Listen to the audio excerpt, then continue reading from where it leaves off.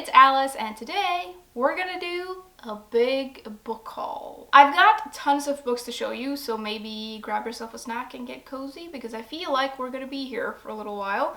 And I think I'm gonna start with the one poetry book that I got this month, which yay for maybe getting back into poetry. I feel like it's been ages since I read any. So first we have Dearly by Margaret Atwood, and just to start off, this is a beautiful book. This cover is gorgeous and I love the colors and like the feathers on it, and it's just really pretty. I've seen several editions of this book around and they're all really pretty, but this is the one that I liked the most, so this is the one that I got.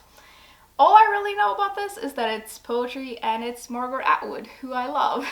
I feel like whenever I try to look into poetry collections and what they're about, the blurbs are usually really vague, and so I never really know what they're about before I start them, but because it's Margaret Atwood, I thought I would give it a go, and I have a feeling I'm really gonna like it. Moving on to fiction, I've got another beautiful book. This is The Perfect World of Mivako Sumida by Clarissa Gnawen, and this cover is like super vibrant and hard to miss, which I love.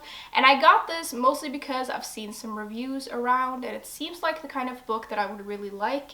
It's contemporary fiction set in Japan, and that I think there's a little bit of magical realism in here. I think this starts off with the suicide of a university student in a remote village in Japan somewhere, and the story is all about the effect that that has on the people in the student's life, and we sort of just follow their lives and see what happens to them and see them try to make sense of what has happened. It sounds kind of devastating but also really intriguing, and I've heard that this is a beautifully crafted novel, which is great. Another book I got that's set in Japan is 50 Words for Rain by Asha Lemi. And again, this is a beautiful cover and a really beautiful title. I feel there's something about it that really appeals to me.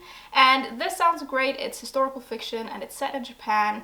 And it's sort of like a coming of age story, I think, about this girl who grows up in the years sometime after the Second World War. I think she's the illegitimate child of an aristocrat or something, and she's mixed race, which causes all kinds of problems.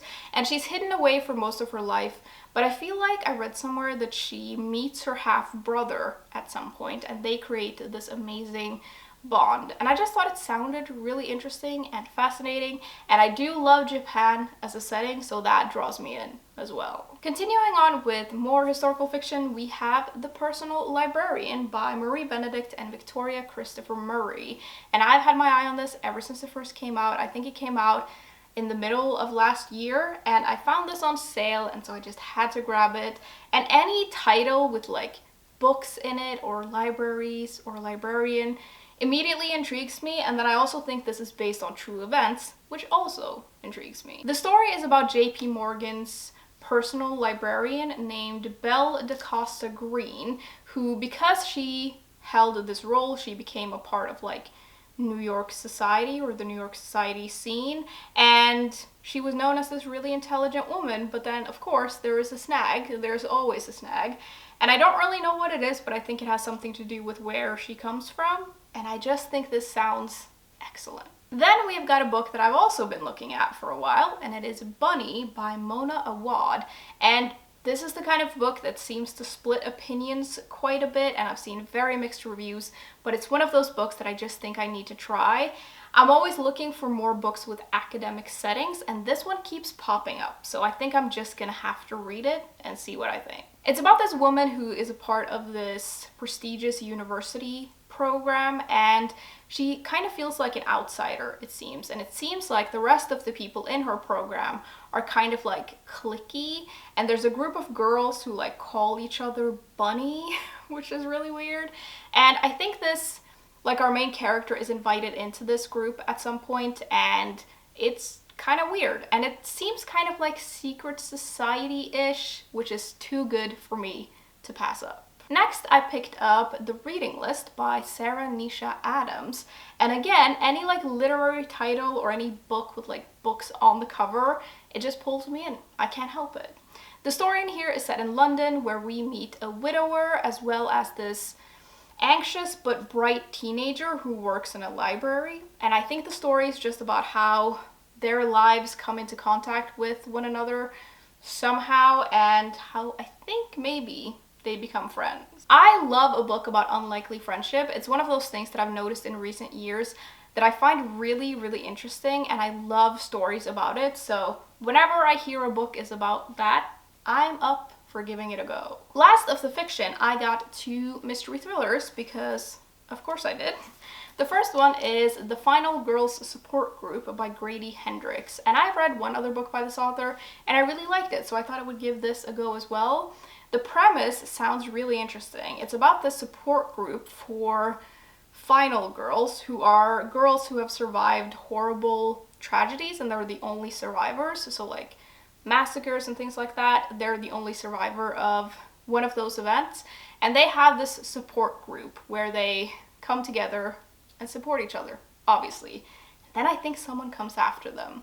I have heard kind of mixed things about this as well, but I just think the premise sounds so promising, and I'm expecting this to be very exciting, so I'm excited. I'm also excited about In My Dreams I Hold a Knife by Ashley Winstead, and I have heard countless good things about this, so I can't wait to read it. The story starts off with this college reunion, which is interesting enough in and of itself, and it says it's about 6 friends, 1 unsolved murder, and all of the secrets that they have kept from each other for over a decade.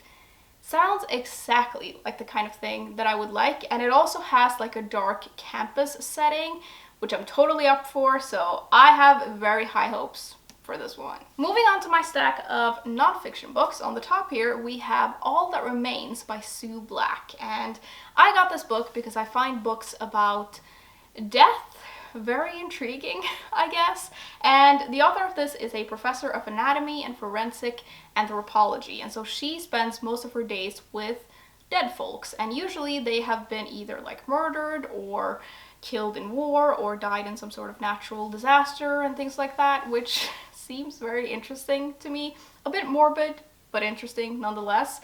And one of the reasons I got this book in particular is that it says it is a bit tragic, yes, of course, but there's also a lot of humor in here, and it's apparently as gripping as the best crime novel, and that is definitely my thing. Another thing that is my thing is reading about space, and so I got Letters from an Astrophysicist by Neil deGrasse Tyson.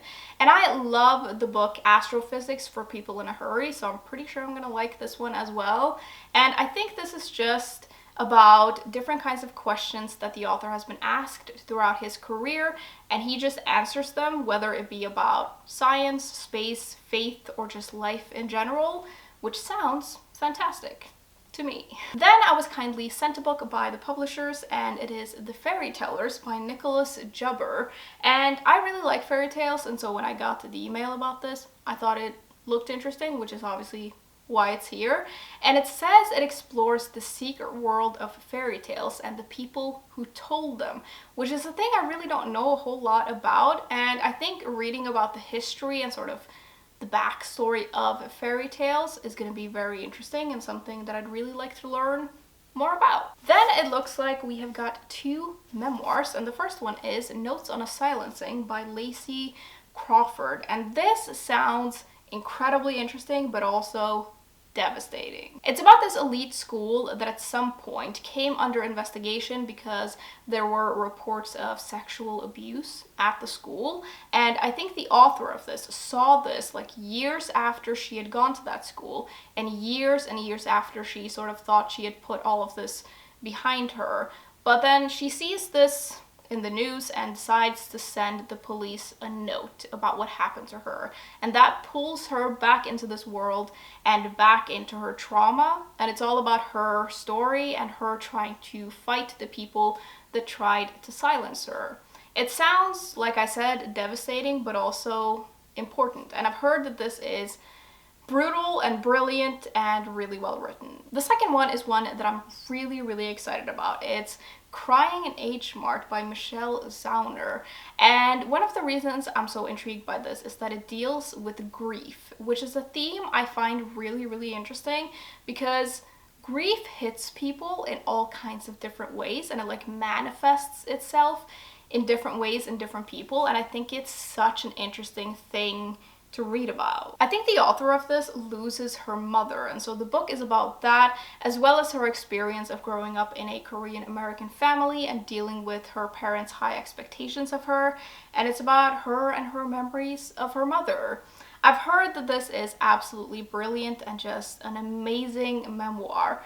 And it also seems to be quite a lot about food, which I love. So this is a book about grief and food, which is what I want to read about. Lastly, we have two nonfiction books in Norwegian, both also memoirs, and the first one is The Norske Drømmen by Kadafi Zaman, and I'm really excited about this book because I'm a huge fan of this author. He is a journalist and I love his work.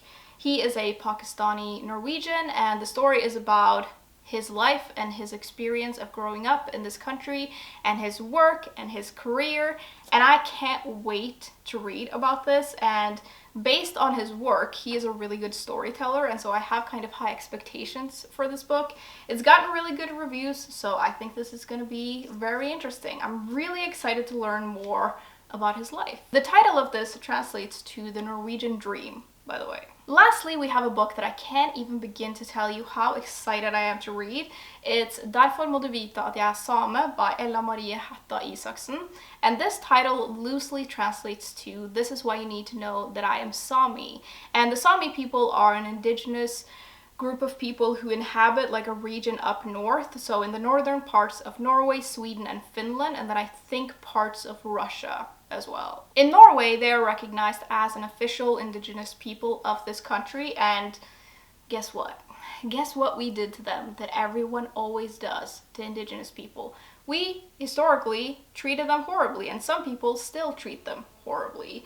And it's one of those things that's a part of Norwegian history that I kind of knew about, but I didn't really know and I didn't really understand, and it's something that I want to learn more about. I want to learn more about the history and their culture, and this is a memoir of a person who is Sami, as I'm sure you can tell by the title. She's actually a singer who performed this traditional Sami song on this Norwegian singing television program, and when she did that, when she participated in this contest, that brought up a lot of this history and a lot of discussions about the history and the culture and everything that's happened, and I just think it sounds really interesting. I think it's going to be interesting to hear from a young voice from this community, and it seems to me like a very important and interesting book. Okay everyone, that was a lot of books, but we made it to the end, and I would love to know if you've read any of these books and what you thought, or if you're interested in any of them, or if you have picked up any exciting new books lately. I would love to hear about it. I guess I should also say Happy New Year. I forgot to say it in the beginning of this video, but welcome to 2022. We made it all this way. Fingers crossed for this year, I guess. And yeah, I will see you soon. Bye!